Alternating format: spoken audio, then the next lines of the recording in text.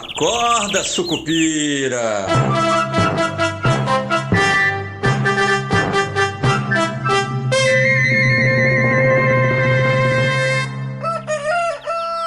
Bom dia, pessoal, sejam todos bem-vindos, sejam todas bem-vindas. Esse é o nosso Acorda Sucupira. Eu sou Rodrigo Oliveira, nesta segunda-feira, 11 de novembro, para a gente falar um pouquinho sobre como vai ser essa semana curta, sexta-feira, feriado de 15 de novembro, proclamação da República.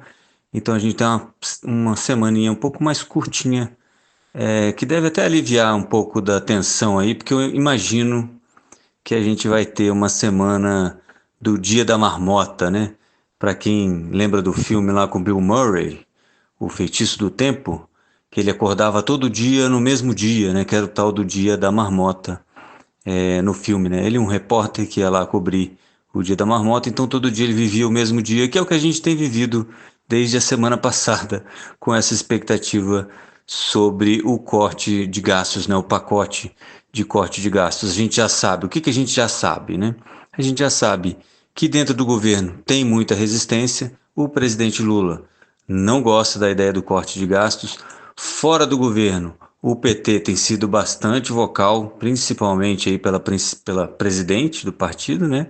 A Gleisi Hoffmann, que tem dito que é um absurdo essa pressão do mercado financeiro contra o presidente para ele abandonar os mais pobres e, e que isso não tem nada a ver com o voto, porque o voto que foi dado ao presidente Lula é justamente para não fazer isso, e isso é um sinal que o PT está passando para o presidente de que não vai ter vida fácil se aprovar essas mudanças, principalmente no que diz respeito ali àquelas 3 pastas que foram também, segundo aí os bastidores das reuniões que aconteceram no Palácio Planalto na semana passada, foram os ministros que também, os ministérios que também foram mais enfáticos no que diz respeito a ser contra cortes ou limites, né, que é educação, saúde e previdência, né?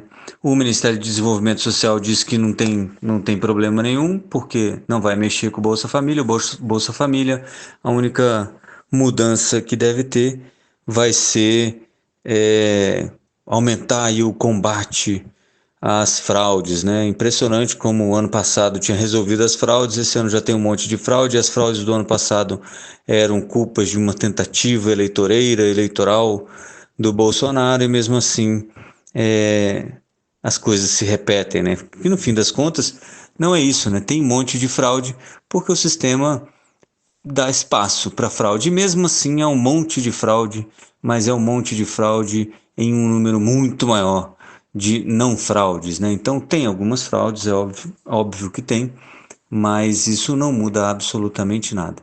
O que a gente tem esperado agora, então, é essa história do pacote de corte de gastos, e enquanto isso, o dólar vai sendo pressionado para cima, os juros vão sendo pressionados para cima. Então a gente deve ter aí a nossa semana da marmota, digamos assim, porque é o seguinte: além de o governo entrar em concordância com esse plano de cortes, ainda tem uma promessa aí do presidente Lula, aparentemente, de que antes de divulgar isso para o resto do país, ele vai apresentar e discutir com o Pacheco e o Lira, né, presidentes do Senado e da Câmara, respectivamente, para saber se esse plano tem apoio, se vai causar muito ruído, porque a pior coisa que tem é você soltar um plano, depois desse tempo todo, você soltar um plano de corte de gastos que ainda vai ser muito criticado no Congresso Nacional, né? Lembrando que isso não muda o pano de fundo disso tudo, que é o corte de gastos, o que quer que seja que saia de lá, provavelmente vai ficar muito aquém do necessário. Lembrando que para o mercado financeiro, as casas de análise, os bancos, né, todo esse pessoal que tem falado sobre isso, segundo eles, o mínimo de corte é 50 bi. Dado que o governo soltou um balãozinho de ensaio na semana passada falando de 2 propostas, uma de 10 bi e outra de 15 bi, e pegou mal, a gente já sabe que essa distância para os 50 bi está muito alta e provavelmente não virá. Então a ideia é tentar construir aí uma retórica que faça sentido para dizer que, olha, não dá para cortar tudo isso que o mercado quer, mas o mercado é muito olho grande, então o governo vai cortar só o que ele acha que está correto. Para o mercado, de qualquer maneira, algum corte é melhor que nenhum corte. Pode ser que tire um pouquinho do prêmio aí das curvas, da curva futura de juros, né?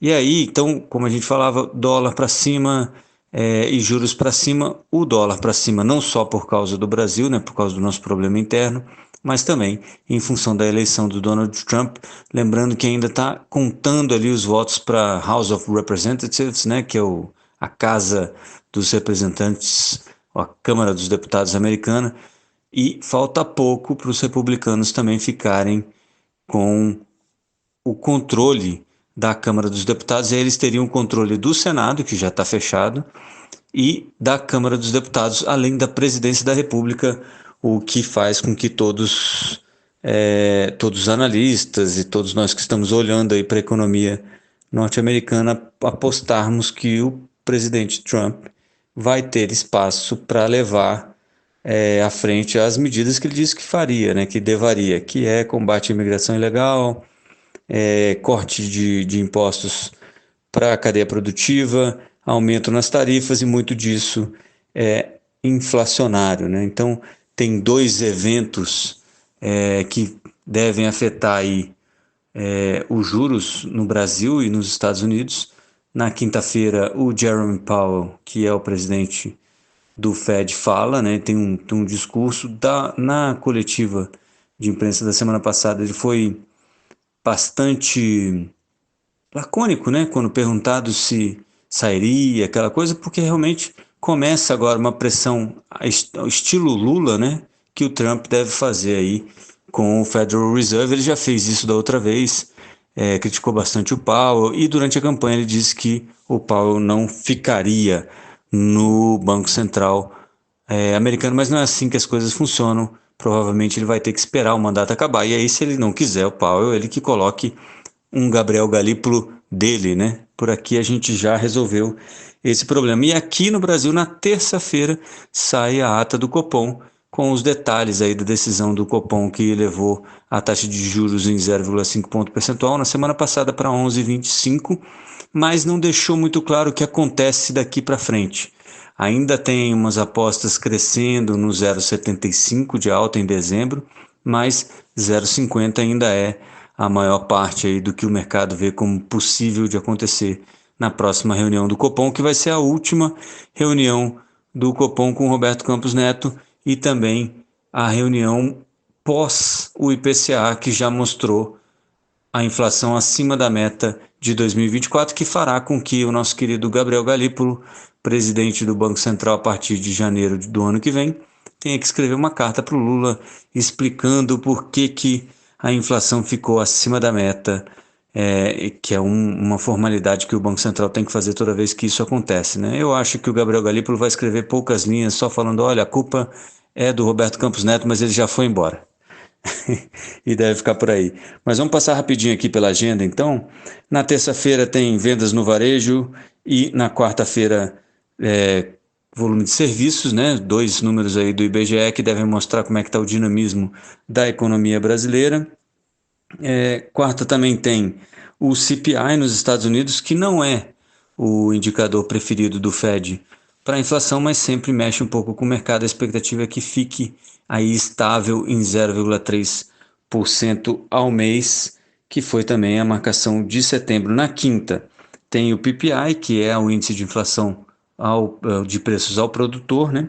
Que deve subir um pouquinho. Em setembro tinha ficado estável em 0% e agora deve subir para 0,2% também na quinta, pedido de seguro-desemprego nos Estados Unidos. Que ainda está meio nublado essa história por causa das enchentes, etc. e tal, mas o mercado continua olhando aí para o mercado de trabalho nos Estados Unidos. E aí, só lembrando o seguinte, ó, no fim de semana o Bitcoin está dando uma outra disparada aí, fechou ontem, né, o domingo, acima de 81 mil dólares, já com mais de 80% de valorização no ano. E aquele ETF que eu tinha falado para vocês, ETF é um fundo de investimento que tem as cotas negociadas na bolsa, tá? É um jeito fácil de a gente entender o que é o ETF. O Hash 11, HASH11, que tem aí criptoativos, também subindo mais de 80% no mês. Lembrando que esse Hash 11 tem na composição, porque ele é um índice de cripto, 64% de Bitcoin, 31% de Ethereum, todas as duas criptomoedas subindo bastante. E aí depois um pouquinho de um monte de moedas, mas é bem pouquinho de cada coisa. Essas duas, por isso que quando o Bitcoin sobe muito, Hash 11 sobe muito também. Lembrando que 81 mil dólares é recorde histórico para o preço do Bitcoin e tem muito a ver com essa vitória do Trump nos Estados Unidos. Beleza? Eu vou ficando por aqui. Bons negócios a todos nessa segunda-feira. A gente volta amanhã se tudo der certo. E avante, sucupira! Acorda, sucupira!